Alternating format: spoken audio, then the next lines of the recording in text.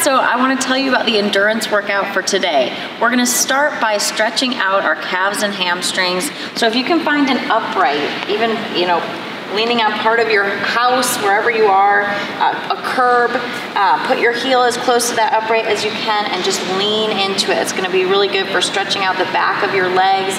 Try to hold that for about 45 seconds before you go over and do the opposite calf. So heel close to the upright and then leaning into it, really stretching out the calf. All right, after 45 seconds on each side, we're gonna lie down on your back. We're gonna stretch out the hamstring. So crossing one leg over the other and just pull that leg into your chest. Again, holding for about 45 seconds on one side before you switch over, crossing the opposite leg, pull in 45 seconds on that leg.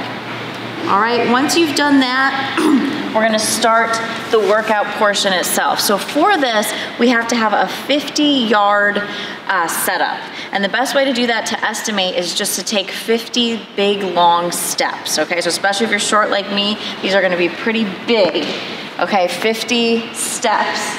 And once you get out 50, you're gonna put an object, whether it's your water bottle, just something that you can put out there so you know where to stop, okay? So 50 yards, put an object, and then come back to where you started. That will be your start point. I would also recommend having some type of clipboard or notepad where you can write your times down for this workout and a stopwatch. So either a stopwatch or a stopwatch app on your phone. So the way it's gonna work is you're gonna start at the same starting point and you're gonna run down to that object and back, okay? So 50 yards out and 50 yards back. You want the first round to be just kind of a jog, about 40 to 45 seconds, because you're gonna continue doing this until you cannot beat your previous time. Okay, so we're gonna take a 45-second rest between each of the runs.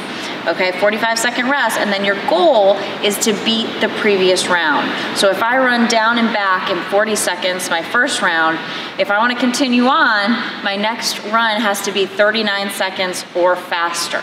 Okay, and you can write that down on your little notepad, what your time was, clock your 45 seconds rest before you go into the next one. Okay, so again, we're trying to get as many rounds in, but our workout ends if we can't beat the previous round time. So it's gonna start out kind of fun, kind of a jog pace, but as you get into these previous rounds, it will end up being a sprint, okay? So let's try to get as many rounds in as we can. When the coaches demoed this, they were getting like 20 to 23 rounds, so it kind of gives you kind of a gauge to work with. And then at the end, once you finish, you're gonna bring your heart rate down by going on like a 3 to 5 minute jog, okay? So just nice, easy pace. It can even turn into a walk if you'd like. And that's gonna be our endurance workout of the day.